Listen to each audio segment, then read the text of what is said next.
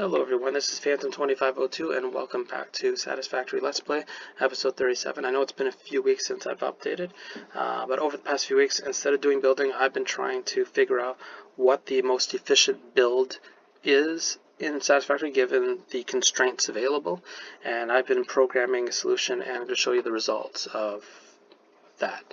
So, the first thing we have up here is basically if you extract all resources 250% the resource with the belt constraint. These are the maximums you can get.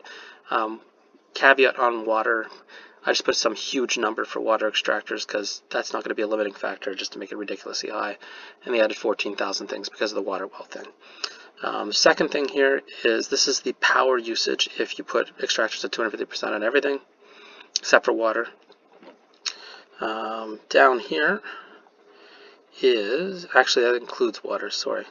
Down here is the power per ore on average. So let's say for one iron ore, to extract one iron ore on average, it's going to take you 0.17933 power. And that's the same thing for all of these. So that's basically for me to get an average power for extraction of an element. Alright, and that's because there's differences in number of impures versus normal versus pure, etc. Down here is a list of recipes that their primary output equals the output on the left, and I'll cycle through those. And you guys can pause the video to look at some of the associations.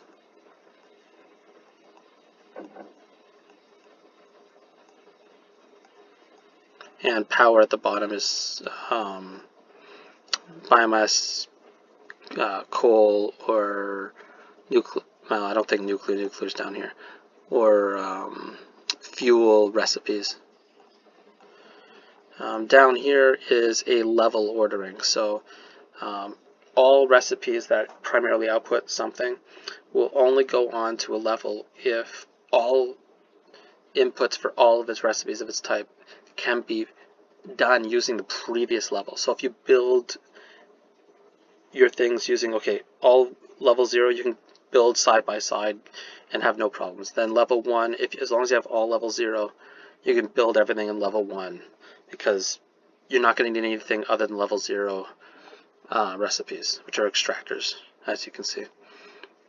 Same thing all the way down. So if you build in this order, this 20 level order, you'll never have to bring anything back from the future. I guess unless it's a secondary output. Alright, and then this calculation down here is we're trying to get raw input multiples. So I know a lot of the recipes in the wiki and stuff have how much more points. So basically we're trying to optimize this by generating points in the sink. That's how I'm going to try to optimize the game. Take all the outputs, bring it down to points. But for the inputs, a lot of the Wikipedia ends up having silicone circuit boards are the best because it multiplies 7 point something over what it brings in.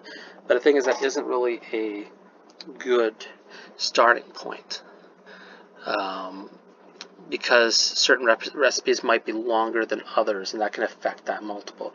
So the best way is to standardize the inputs multiple, and the best way to standardize that is something that everybody shares, and that's the raw inputs. So the raw element, how many points does that generate, and how using this recipe, what points does that generate, and then using that recipe's outputs divided by the raw input amount of points, and that gives you this raw input multiple, and that can give you the efficiencies. Now, this is running everything at 100% power, not 250%, which could affect the power numbers.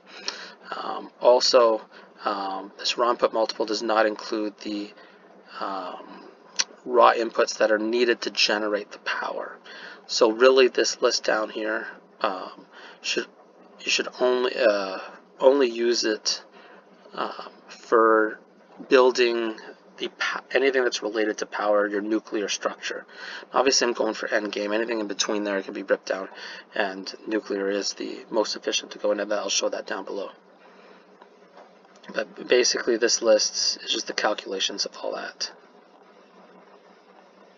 And you can pause it to look at the numbers in more detail. Alright, and here's the recipes for each output, the most efficient ones.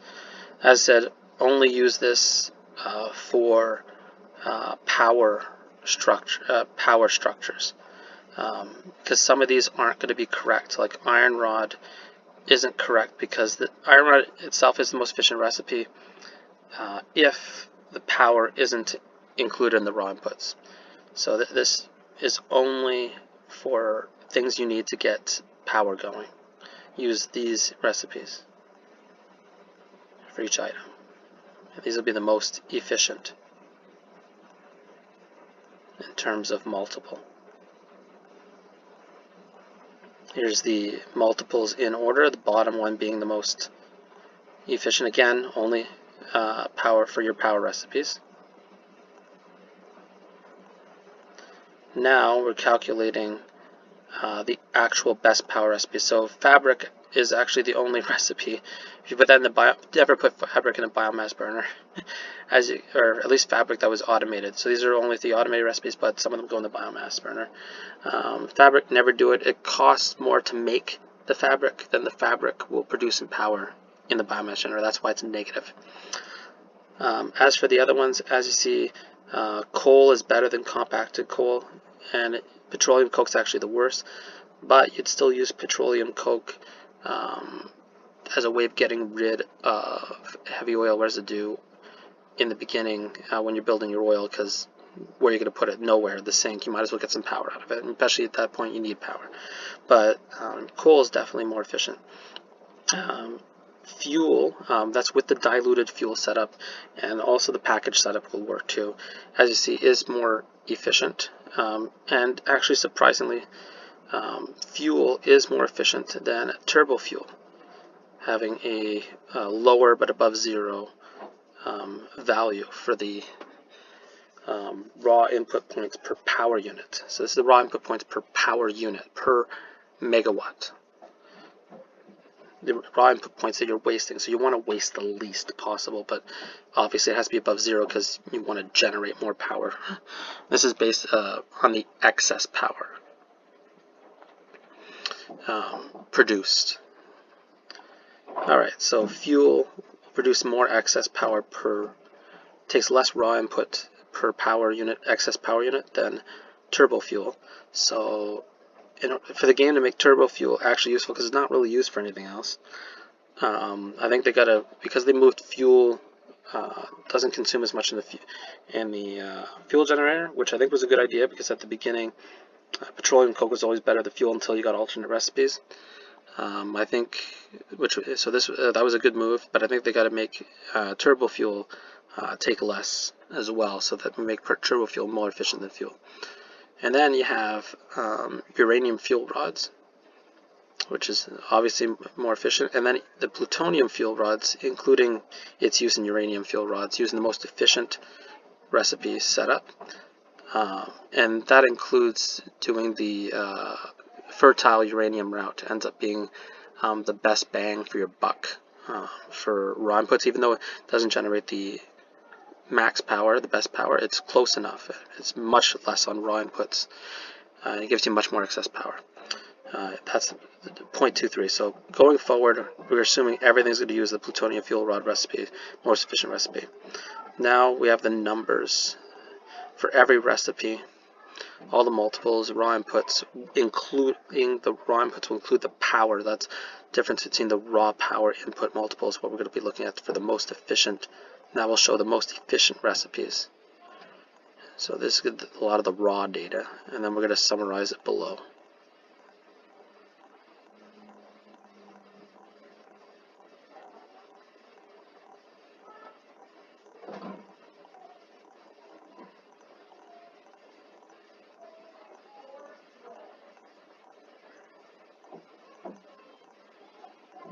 Alright, so this list down here is for each output the recipe, which is the best recipe for the raw input power multiple.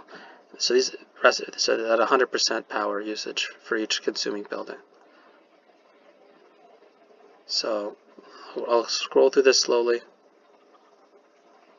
And this is going to give you the best recipes.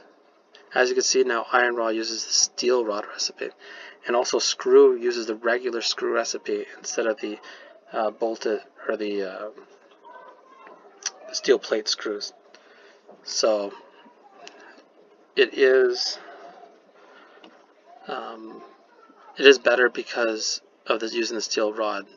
You can use the steel rod into the screw. So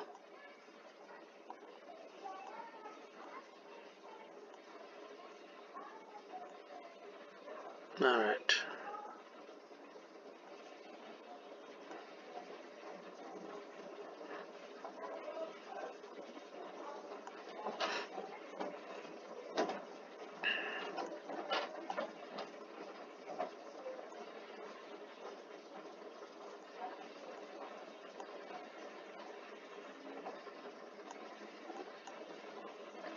And these are the multiple values.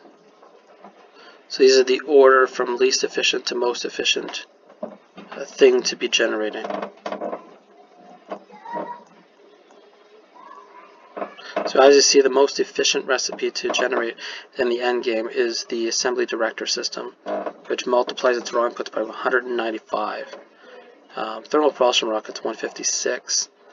And then the next thing down here is basically, if using all resources on the map, how many builds can I get based on each element.